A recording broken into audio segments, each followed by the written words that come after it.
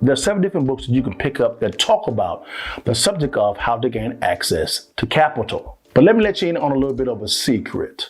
The banks aren't interested at all in your report card. They're interested in 2 different documents, an income statement and a balance sheet. Today we're going to talk about what those look like.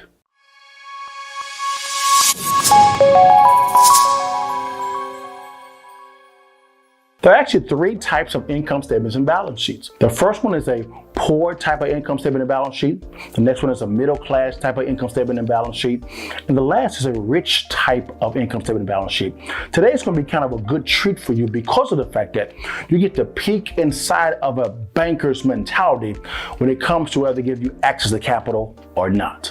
Before we dive into the 3 types of income statements and balance sheets, I think it'll be very important for us to define what these 2 terms actually mean. Let's first define what an income statement is. An income statement is one of a company's core financial statements that shows their profit and loss over a period of time. Simply put, an income statement just shows a company's income and expenses. Let's now define what a balance sheet is. The balance sheet displays the company's total assets and how these assets are financed through either debt or equity. Simply put, a balance sheet displays a company's assets and liabilities. Let's take a look at this first type of income statement and balance sheet, which is the poor type.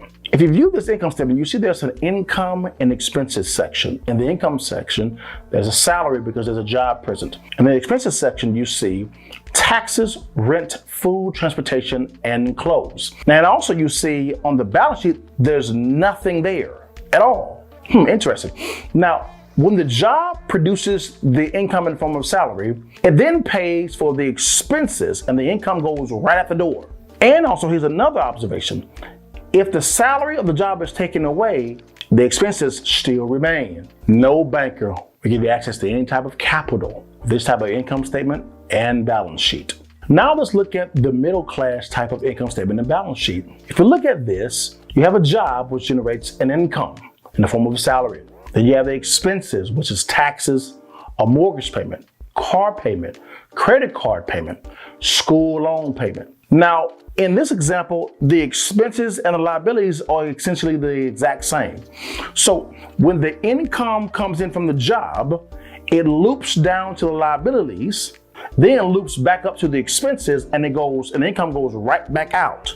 Also, as you can see on the balance sheet side, there's no interaction with the asset section at all, just a liability section. And also, if the salary is taken away, the liabilities and the expenses, which is essentially the exact same, still remain. With this type of income statement and balance sheet, a banker will not give you access to any capital. Now let's look at the rich type of income statement and balance sheet. In the income section, you'll see there's rental income, dividend, interest, and royalties. In the expenses, you see there's taxes and mortgage payment.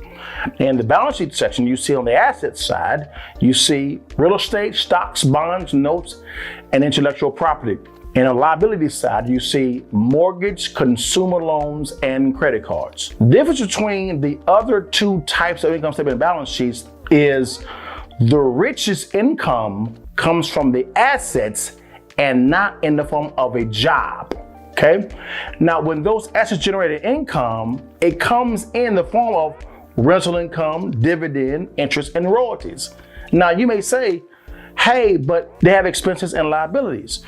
You are correct. But that income coming into the income section from the assets have already accounted for those expenses and liabilities. In other words, that income that's coming from the assets into that income section is the net income, not the gross income. So in other words, those expenses and liabilities have already been paid for. A banker will throw money at this type of income statement and balance sheet all day long. Now, the question that you may be asking is, when the bank is making a decision on who to partner with, what do they look for when it comes to saying yes to someone and giving them access to capital? Well, here's the answer to that question. How is their money secured? If the business deal goes bad, how can they recoup their investment? Now, you be the banker. Which income statement and balance sheet would you feel the most comfortable with in recouping your investment? Most likely, it would be the rich income statement and balance sheet. Thank y'all for watching Little Old Me, your partner. If you want to get some additional clarity on the subject of access to capital, you may want to watch my previous two videos. One is named Assets versus Liabilities, and the other one is named The Cash Flow Quadrant. That's really going to rock your skull a little bit. And guys, if you could subscribe to our channel, we're trying to get our subs up. We're on every platform known to man. We're talking about Facebook, Instagram, Twitter, Rumble, Parler. We're on all those platforms. And you know I look fresh, cold, clean in my ice cold drip. Y'all see that thing?